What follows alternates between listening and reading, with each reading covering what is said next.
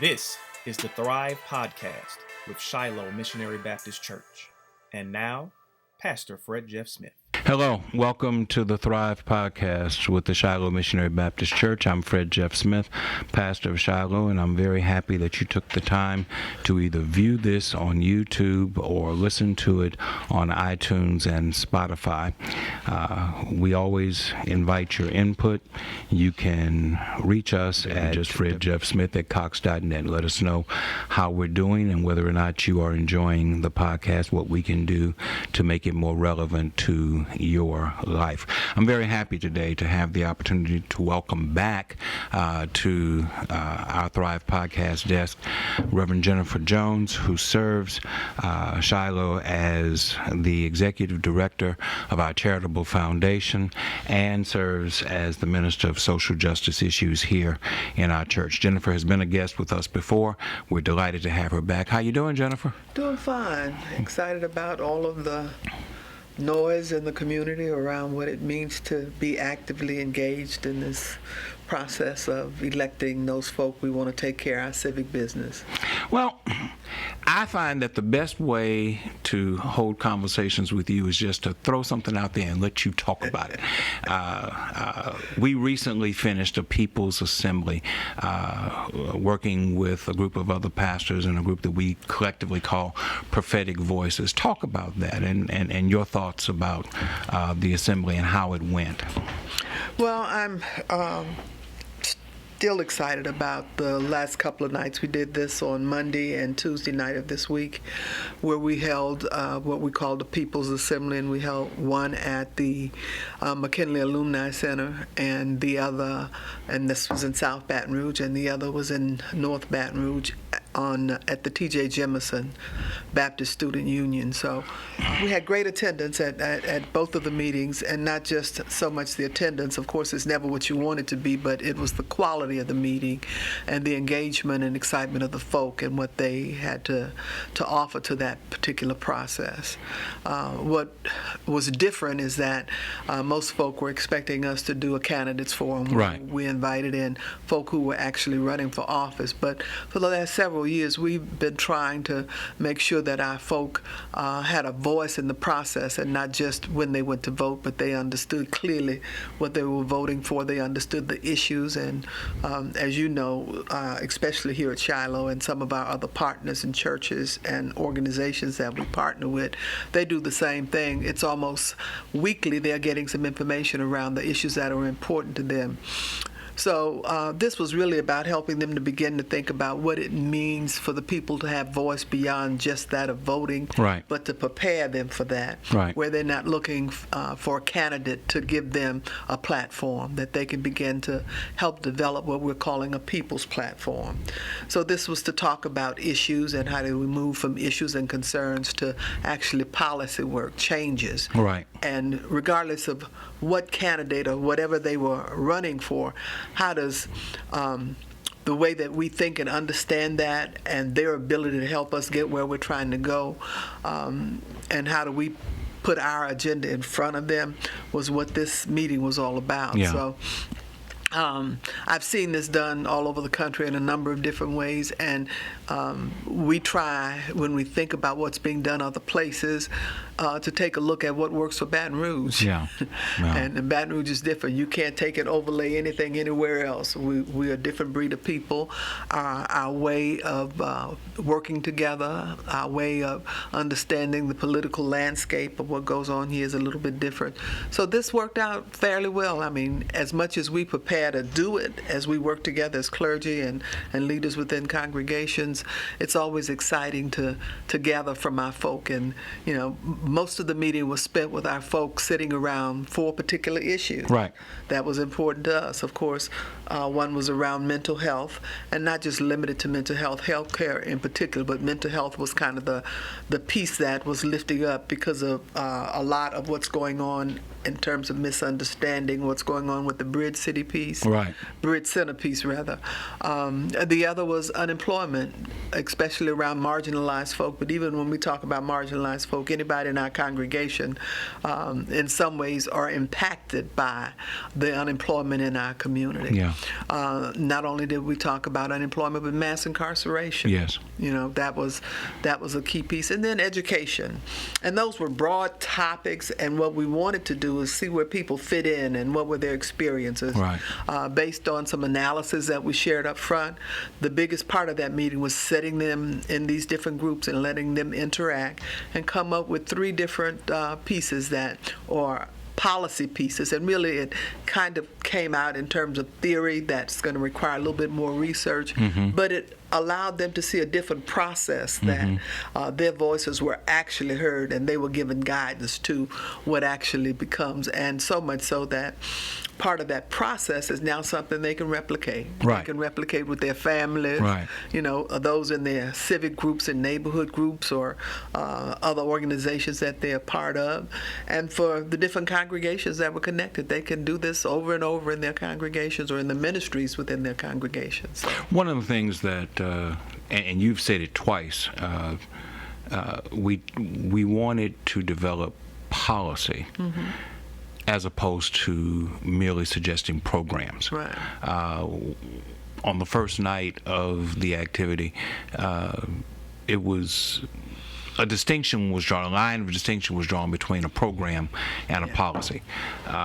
Programs are suggested activities that can be stricken out of the agenda of the government by the governor or by whatever entity, if mayor, it depends on whether it's local or state or even national.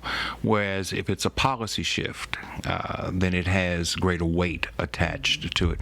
And I thought that was an important distinction to be made, and I thought that those who gathered had not thought in those terms of the difference between programs and policies, because when we initially started talking in the breakout groups, they were suggesting programs, and in our group, Veronica Freeman, who was the facilitator, made the distinction between a program and a policy, and it shifted the way that they started thinking about things.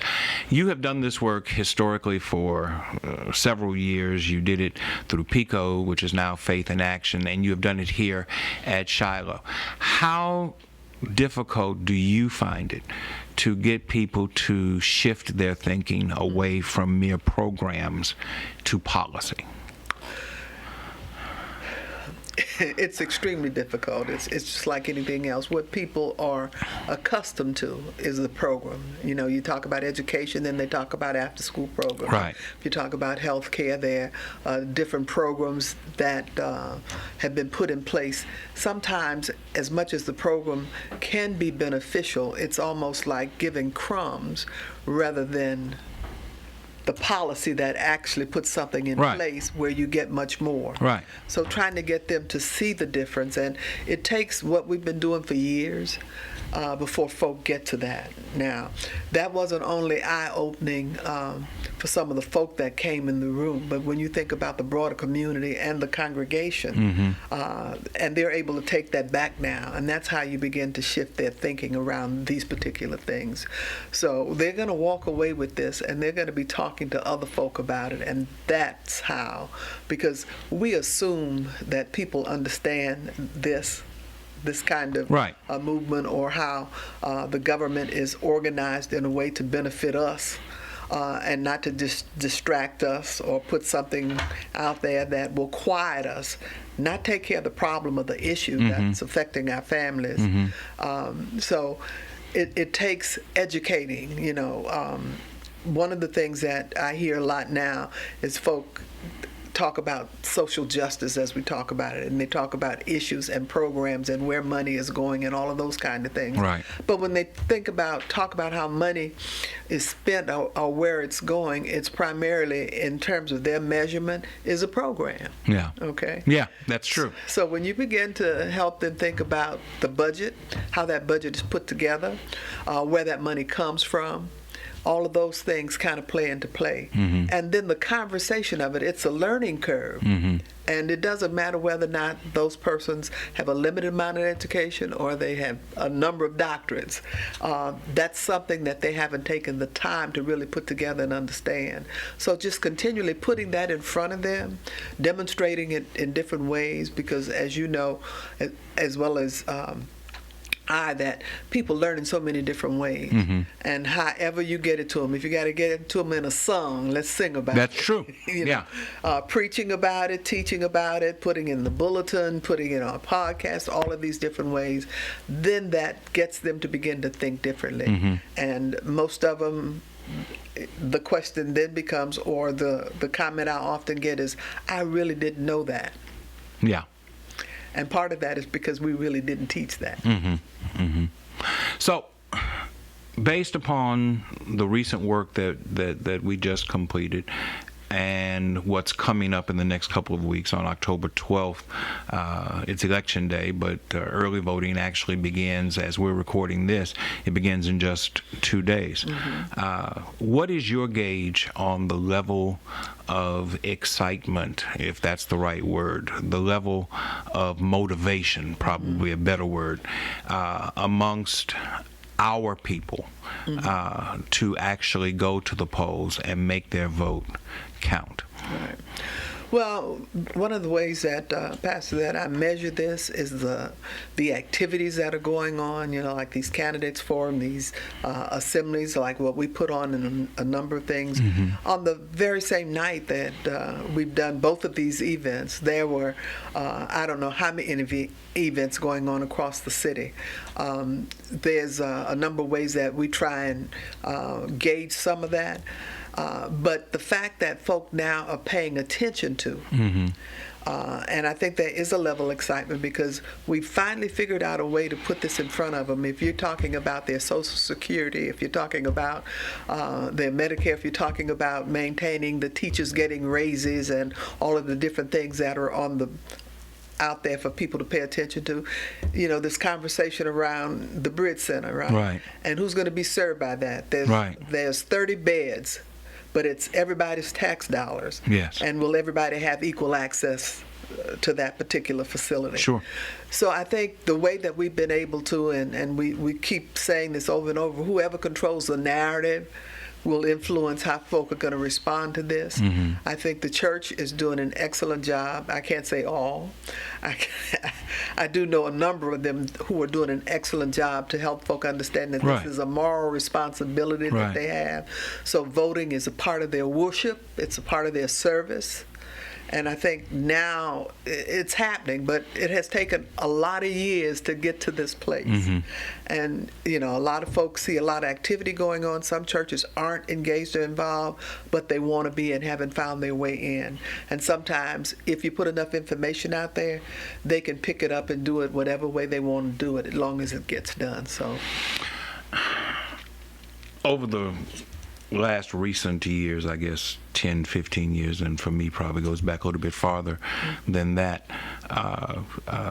the diminishment of local associations of churches and state conventions, the diminishing influence that they have over even the congregations that still maintain their membership. And you and I both know that there are several congregations that have dropped out of these organizations. These were the hubs and the platforms upon which we voiced our concerns to the larger community in the past.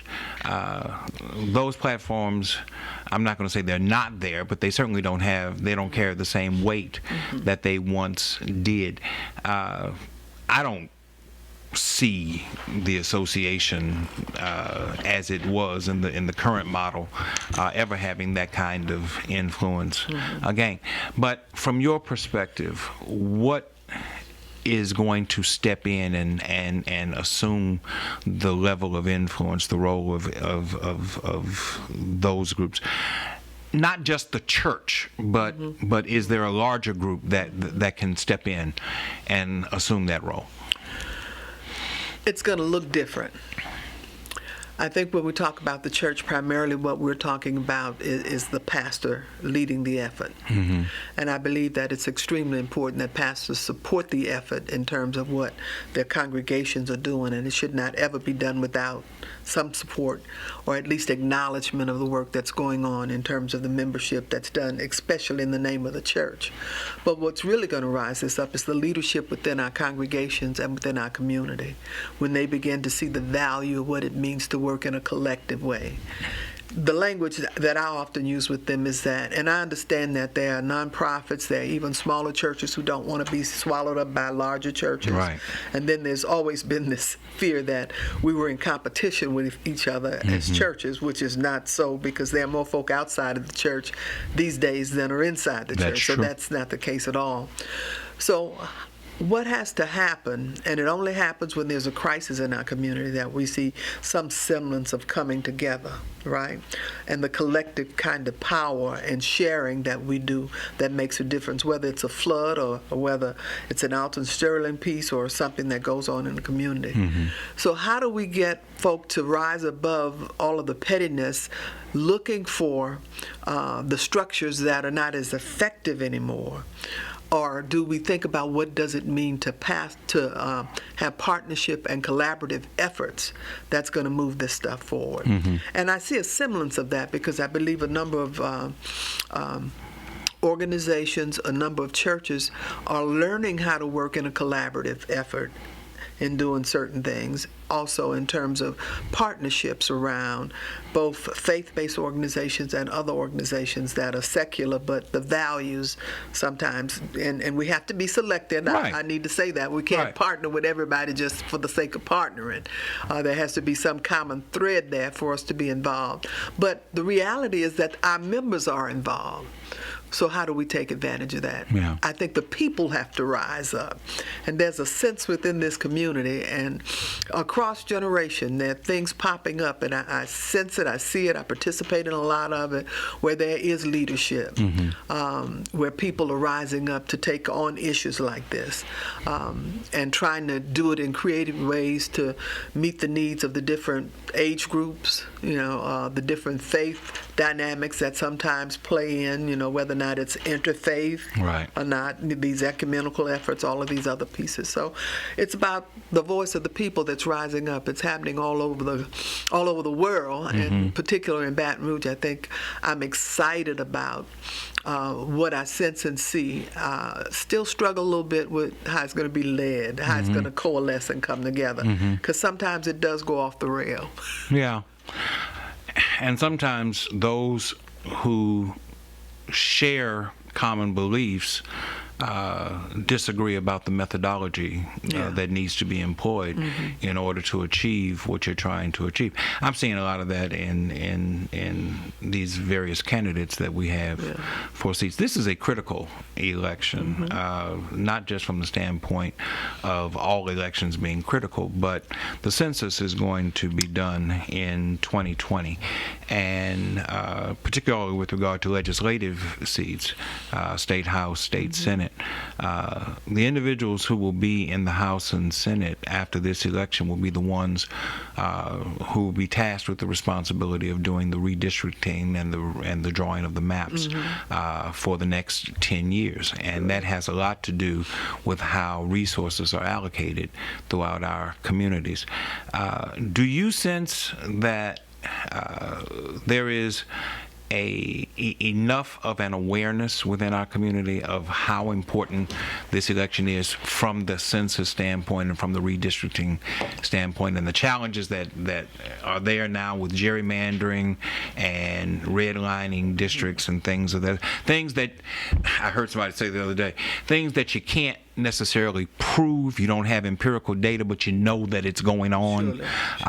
Do you sense that there's an awareness of that?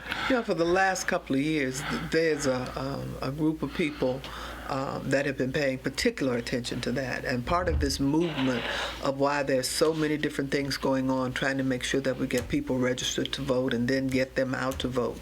There's also some training that has been going on, and a lot of thinking in terms of how do we help to communicate this to folk to see how important it is that when the census does come, not only are we looking to make sure that people fill out the information, but that our people are also employed to be able to go out there and do that and understand why.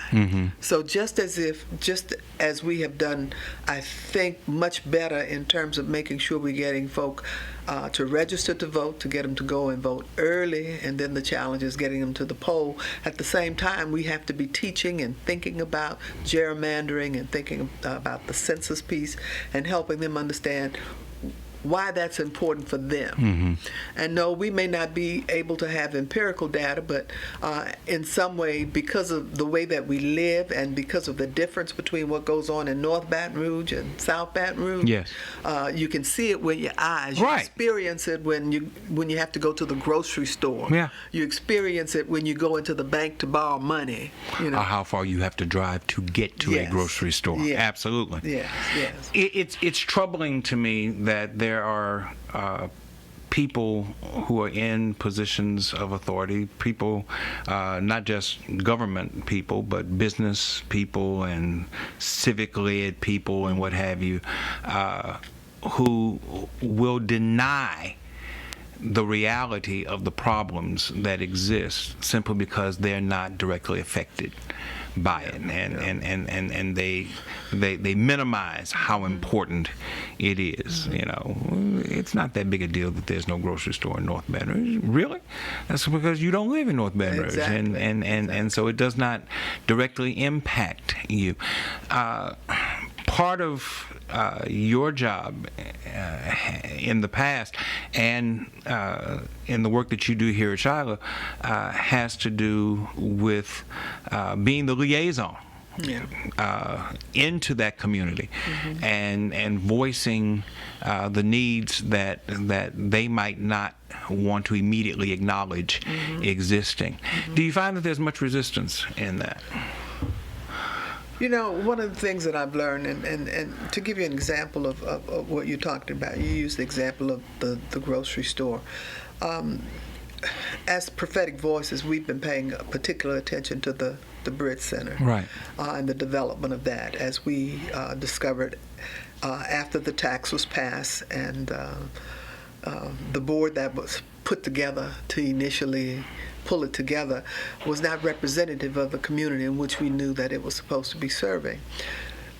So in doing that, what I recognized as it appeared to be an affront to me in particular because of the people that we deal with day to day, right, not just in our congregation, in our community, but in our families. Yes. So there's a deep pain about some of this. And, yes. And when we think about the fact that at one point, when crack was an epidemic, and to some extent still is, it was about drug addiction and drug dealers. You know, it was about locking folk up. Right. All of those things were there. That was because of our lived experience, that we felt the way that we did, and we were paying particular attention to that. Not until this opioid piece became a reality for some people did they realize the need, the pain, and that they have lived experience as well. Yeah. Because many of them, even to get their folk, even with money, to get their folk help, they couldn't get it here because there were no beds. There were nothing close. They would have to take their family members way away from here to actually get that, even with resources. Yes. So a deeper conversation helped me look at this in a number of ways. One in particular is that because it's not their lived experience, they don't live in Scotlandville, they don't live in North Baton Rouge, to know that to get fresh meat and fresh vegetables, how difficult it is, right, because they have all the conveniences of everything being shipped in another part of it. Now, that's not to say they ought not have paid attention to that.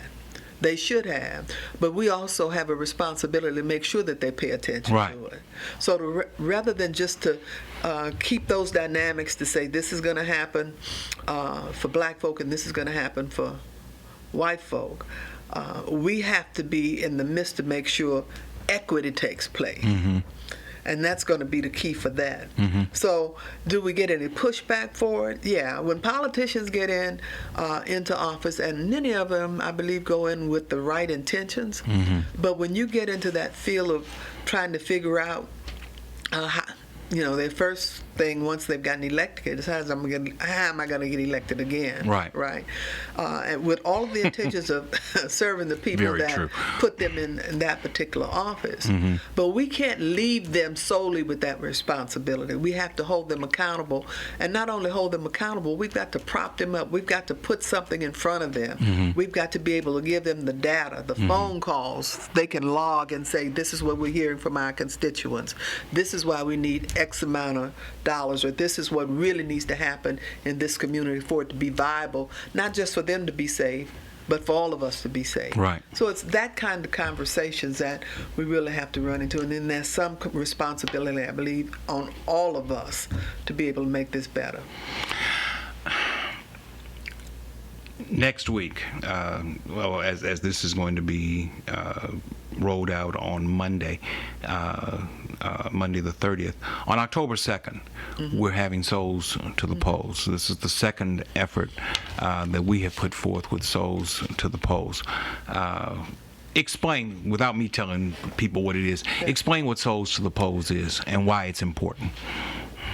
Souls to the Polls is a day in early voting that we pick to collectively come together to go out and vote early for a number of reasons. One is we already know that there are a number of polling places that have been changed that people are not aware of, that in fact going to the polls early is going to speak to that, because they'll have time if in fact, and we try and make sure that they know even before they go where they need to be, and we can get that piece of it straightened out. The other is that, and I'm not saying that this was thought through to say that there are football games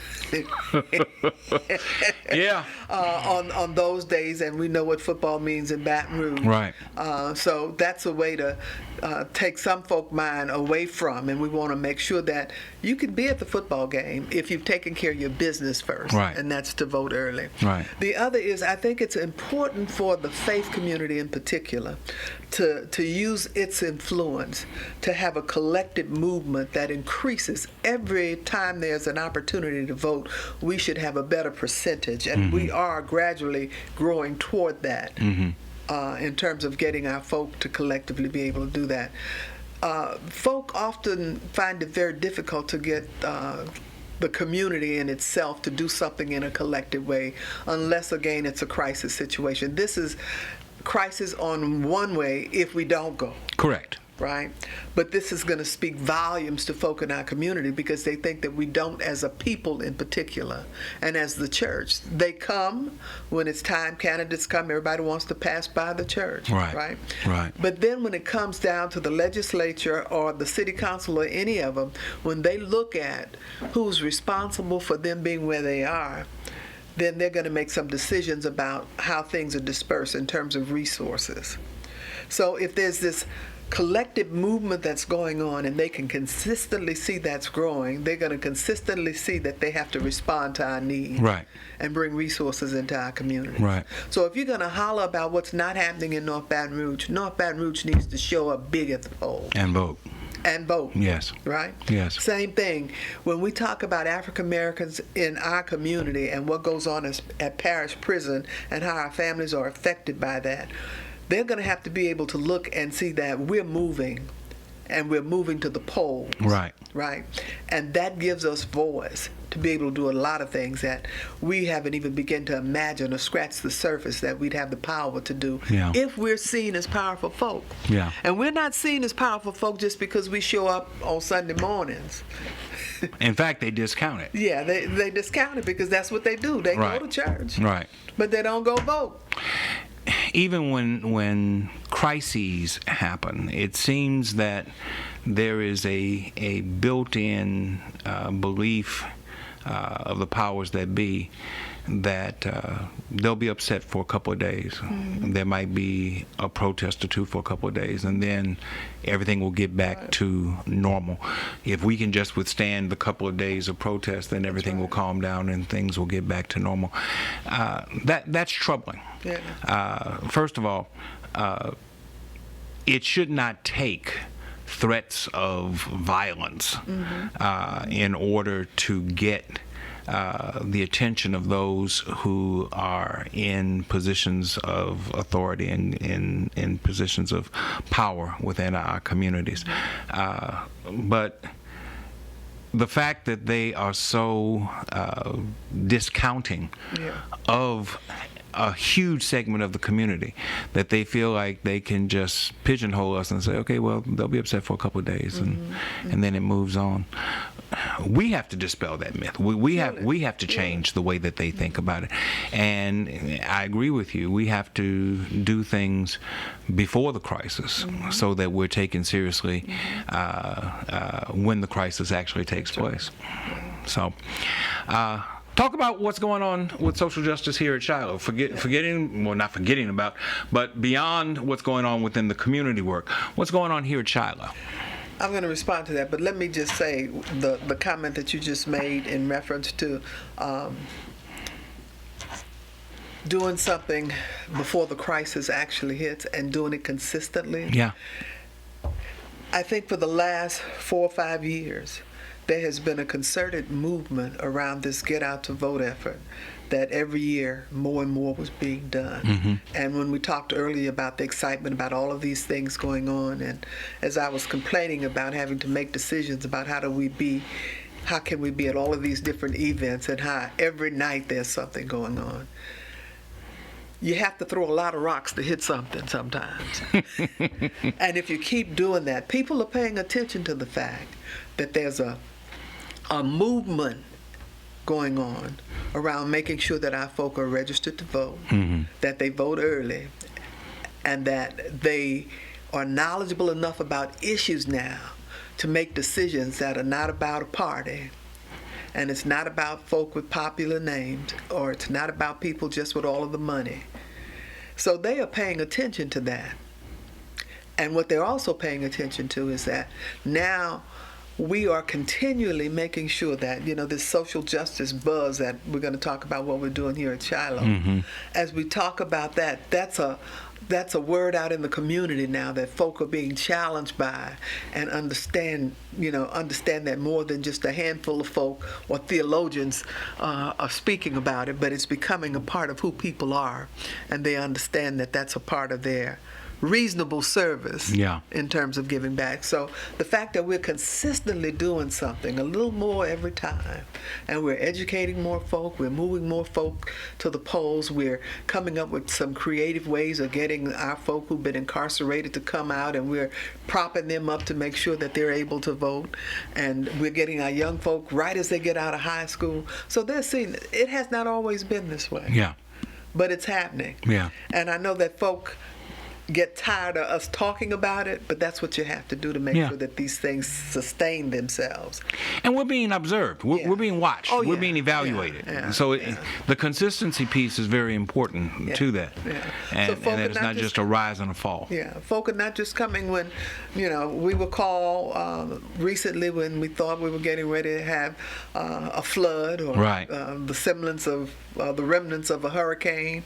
We were called to say we need to meet beforehand. Well, we also get calls about things that are happening in the community now, because they understand that we're paying attention to it, and that our people are aware, and that we're moving forward and trying to make sure that they stay aware, and they're going to respond in ways, and they are doing this, and it doesn't just happen when it's time to go to the polls. I agree. But I am excited about what's going on at Shiloh. One of the things that I struggled with when asked as I came back, not came back, but took on the role of Minister of Social Justice was, and you were very open to it, was that we did not want this just to be a ministry or an auxiliary that folk could say, if I want to be a part of that, then I could. This was part of your father's and certainly your philosophy and mine, that's the philosophy of ministry for us. The holistic approach of meeting the needs of the whole person.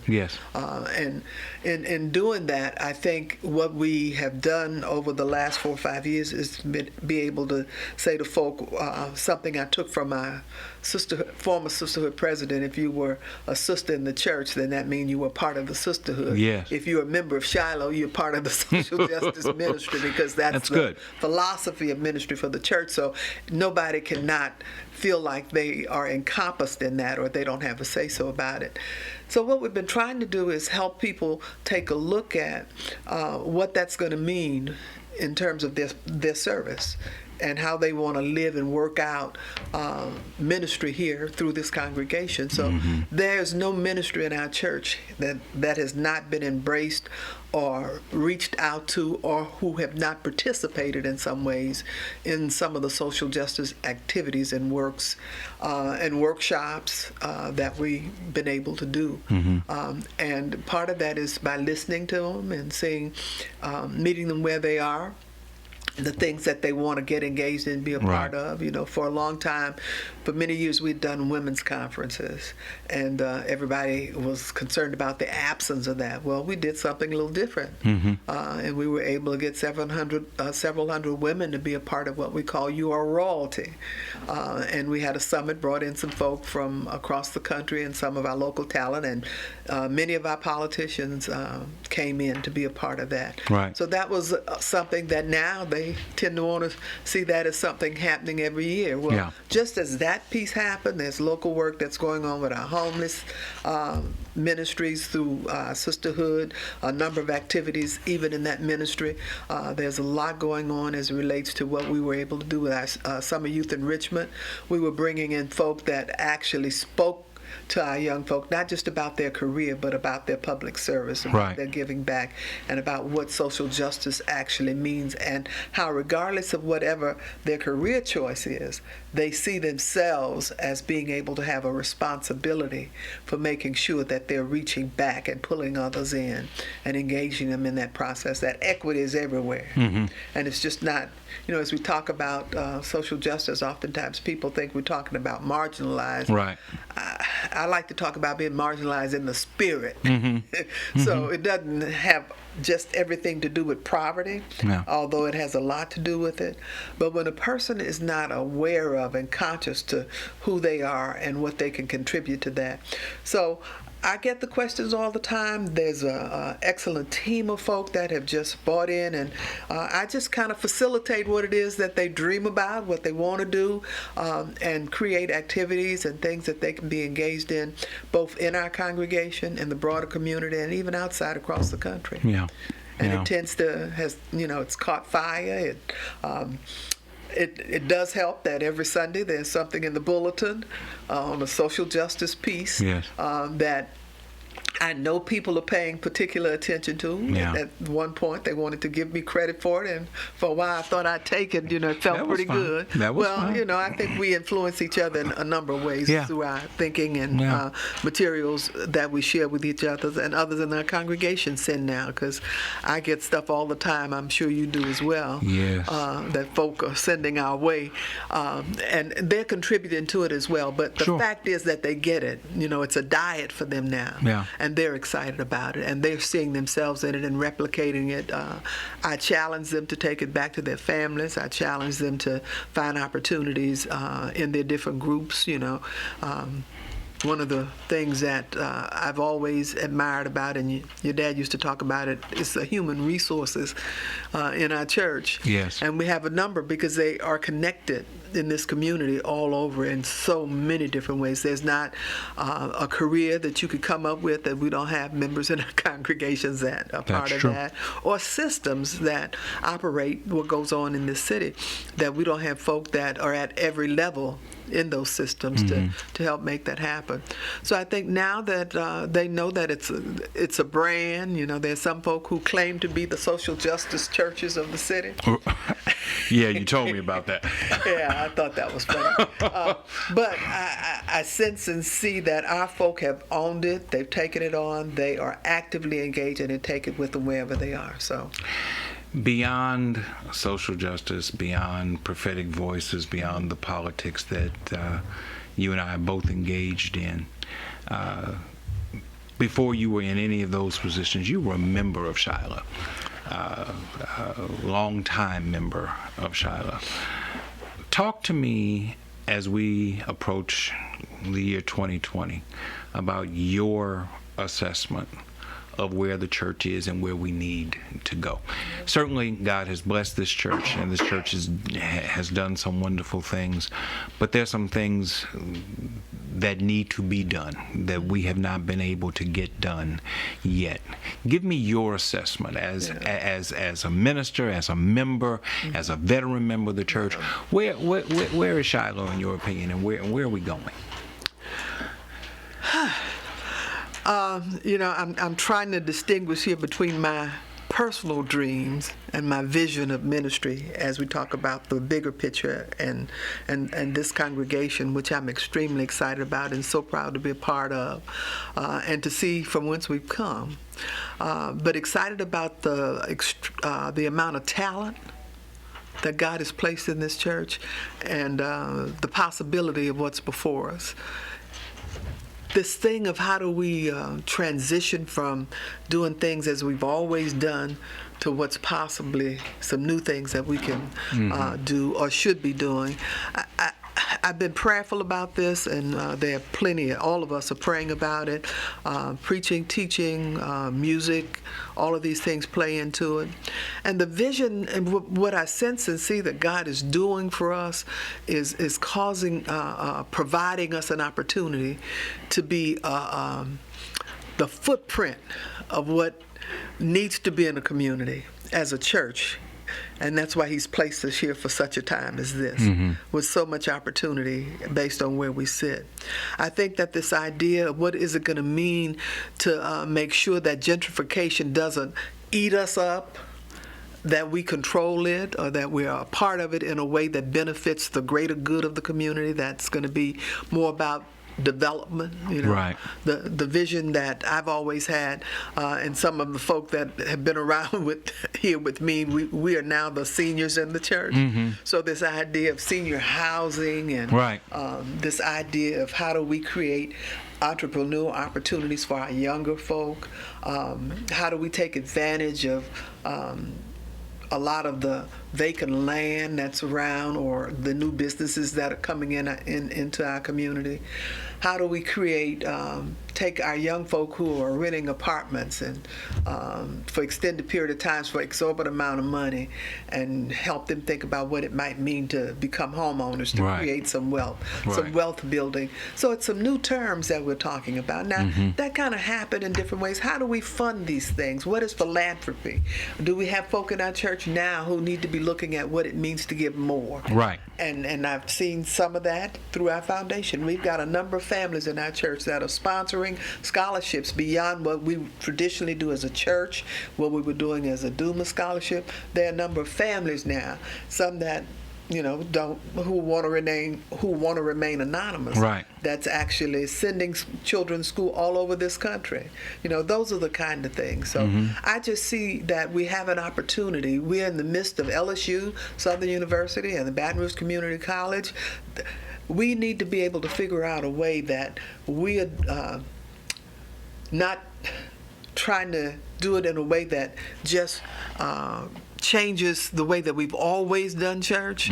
I think there's some things that we can add to it, that we need to be thinking about what it means to expand our daycare where we're very important. We're thinking about a school that they might start here, but they might be able to graduate from high school right here someday. That's the kind of visioning and that I have. I think this idea of entrepreneurship, this thing of getting all of our kids ready to go to college, that's still an important piece. We believe in education, but there are also some young folk who may not ever go to college, but have some skills that we've helped to develop through the years. Right. So why not help them get into business? I agree. Those are the kind of things that I think and I see that we're ready for. I mean, we've got folk that have done extremely well that's around this place that need to now become mentors. Even people in business, folk that do all kinds of different things, they're right here. So how do we take advantage of that? That's going to draw the folk, but the most precious things is as I see our babies grow. I tend to agree. I just know that to use your term, there's untapped potential Yeah. that exists within this congregation. It is particularly pressing on me that 2020 is kind of a signal year. Back in 2013, not long after we assumed the pastorate here, we had a 3-night meeting talking about a vision for 2020. Some of those things we have been able to accomplish, but there's so many more that we have not yet approached. And there is a sense of urgency on my part as pastor that I would like to see more of within the congregation to make these things a reality. And it takes a collective effort in order to make those things work. But you're doing wonderful work here at Shiloh. I always want to give you the opportunity to come by and tell us what's going on, and this seemed like a great time to do that. I appreciate the work that you do. I know Shiloh appreciates the work that you do, and keep up the good work. You can't get sick. You can't retire. You have to stay around for a little while. Yeah. Well, part of the challenge as we grow older, and I always say this to other folk as well, so I have to listen at it. We can't leave until there's others that are ready to step in. Right. So we have to, and that's part of what I hope I'm doing is making it exciting enough that other folk want to see the fruits of what could actually happen and what we are able to do. That they are ready to pick up and move forward. Because I often think about the Stella Beachams and Louise LeBeau and Doris Williams, and I could go on and I'm gonna get in trouble for calling some names, and the Charles Smiths.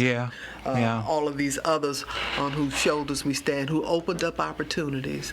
And much of what I see here now, they were responsible for it being here, and it started from meager things. So the question for the members of our congregations now, and the thing that keeps me trying to stay healthy enough to work and be around for a long period of time, is what will I leave behind? And I think that as I have watched and see, even as I look out in the congregation now, there are 4 and 5 generations of families that are yet in this church. Yes. Right. There are. And those earlier generations gave so much more than what we're giving now.